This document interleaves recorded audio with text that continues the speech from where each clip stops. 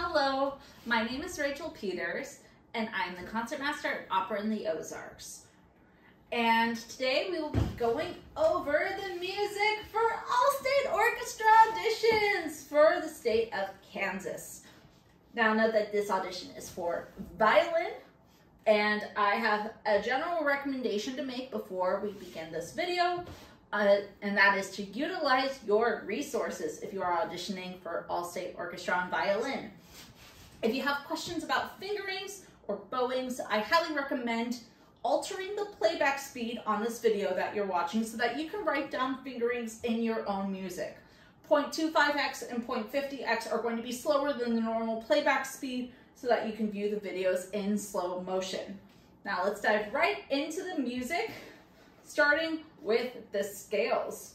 Be sure to perform the scales without vibrato and perform the scales at the designated tempo.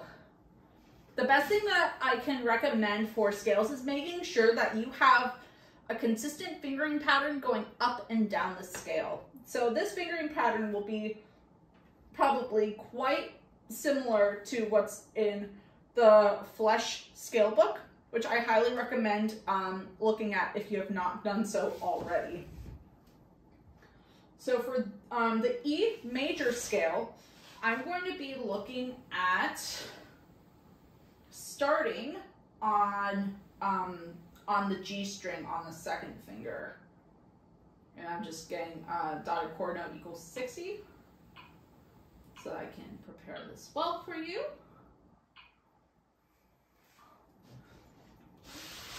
So we're going to start over here and just make sure that we're not playing with vibrato and keeping consistent timing.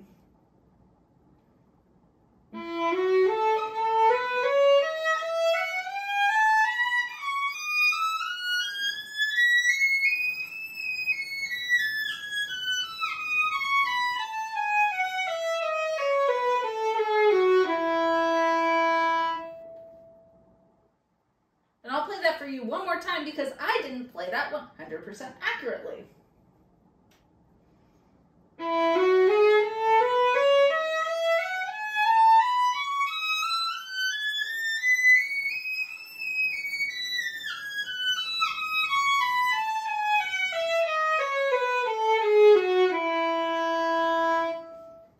So now that we have that speed for the dotted quarter note, that's going to be our same speed for the eighth notes in the next one. So it's going to feel a lot slower.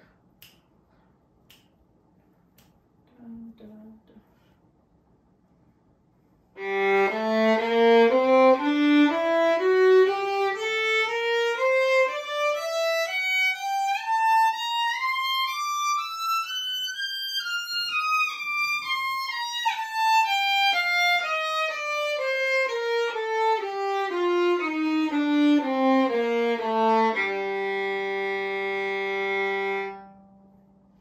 So that is what the G melodic minor and the E major scales sound like without vibrato and in time. Now keep in mind that for the excerpts, while the excerpts list a range of recommended tempi, the metronome markings for the scale is an expectation, not merely a recommendation. So that means that there's room for alteration of the tempi for your excerpt. So I would say that if you don't feel comfortable playing an excerpt all the way at concert speed, do something underneath the speed as long as that is at a consistent tempo. Okay, so let's talk about some things to focus on in Mendelssohn Symphony No. 4 Italian excerpt. So some things that we have to focus on are the dynamics. We have these sforzandos, we have crescendos, and we have pianos, right? So we have to make sure that we're bringing these characteristics out. We also have character variations between the different types of bow strokes that are used, right? We have these very long legato bow strokes at the beginning, and at the end, we have spiccato off the string strokes. So be sure to show the differentiation between those two with the appropriate dynamics. I would also keep in mind that for this symphony, the winds have 16th notes in the background. So just keep that in mind, that you want to make sure that we are anticipating the timing, especially on the longer notes like the quarter notes or the dotted quarter notes. So let's just play tempo marking 132 to hear what that sounds like.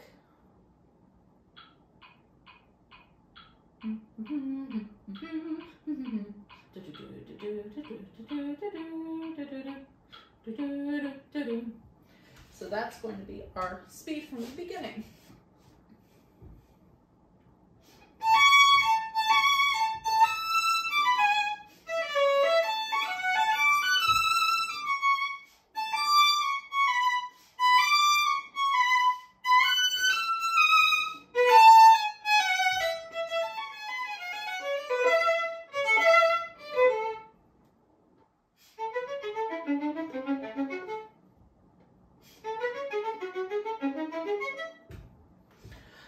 So notice that on the first half, we have a very sustained sound and generally closer to the bridge. And when we have these spiccato eighth notes, we want to generally play farther from the bridge.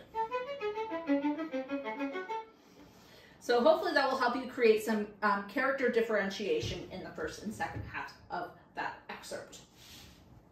Now, when we get to Symphony Number 3 by Ludwig van Beethoven, we want to make sure that we have a very solemn character in the beginning. But no matter what, make sure that all throughout we have a consistent sense of time. Especially thinking of 16th notes and 32nd notes when we get to the slower durations of notes like the quarter notes or the eighth notes. We want to make sure that we hear, especially if you listen to a recording, there's the lower strings have much smaller subdivisions than the violins do in the second half of the excerpt. So I would highly recommend listening to a recording so that you can maintain a sense of time in your own head as you're playing through this excerpt. So let's hear this from the beginning.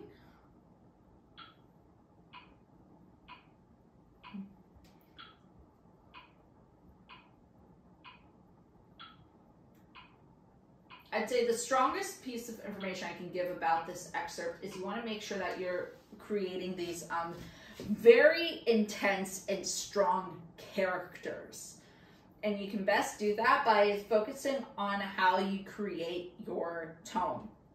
So at the beginning, I'm going to be playing everything high up on the G string and try to maintain everything on the G string so that we maintain the same color. The color changes when we change strings.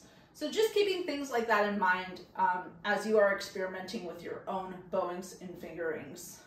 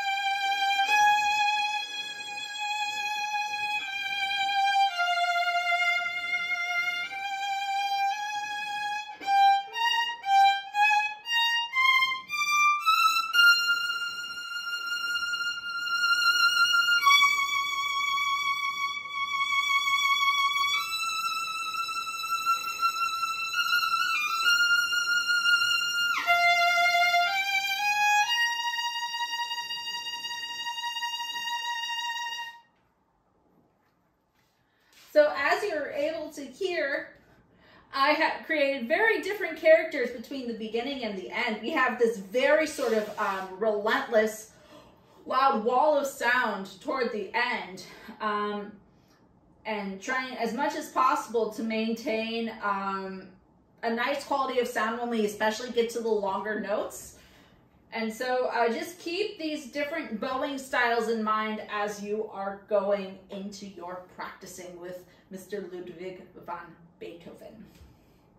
Our next and final excerpt is the Unfinished Symphony by Schubert. And there's a couple things to keep in mind for this one. First is that Schubert is more in the classical style, earlier time period, so I would not worry so much about making all of the 16th notes long and connected. Even though there are not dots indicated on them, I would recommend making sure that these notes are just a little bit shorter. I would play the 16th notes as more like a brush off the string in the middle of the bow. Something like that.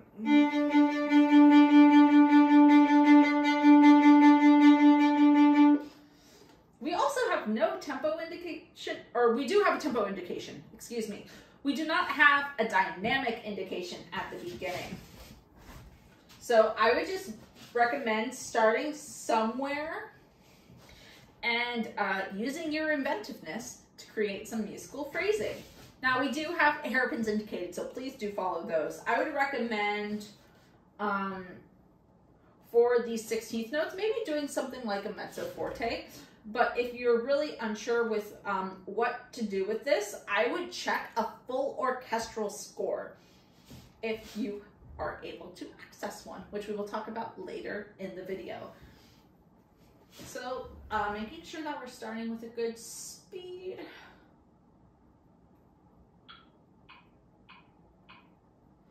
One, two.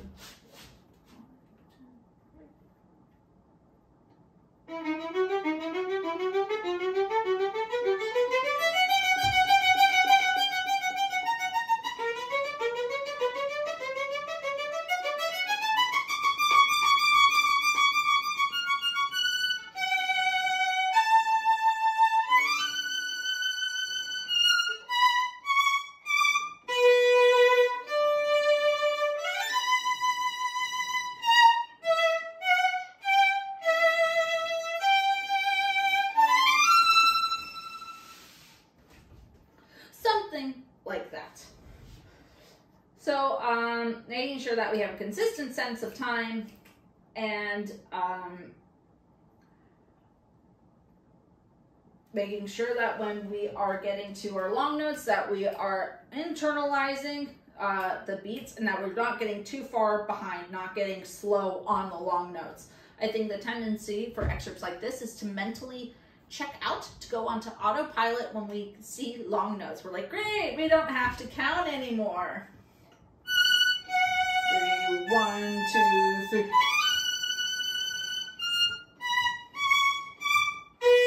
So just make sure that you are subdividing 16th notes as you are playing through the long notes, and keep track of those accidentals that are at the beginning. So let's go into some general tips for Allstate.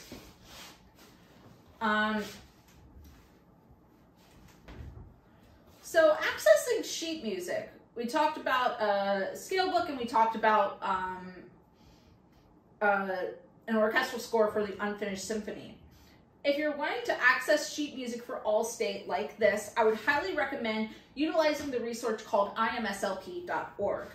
The Petrucci Music Library is a wonderful resource where you can access PDFs of your etude books and scale books and orchestral scores. As long as it was published at least 50 years ago, these publishings are public domain, so they are free and safe to use. Most Allstate etude books are available on this website.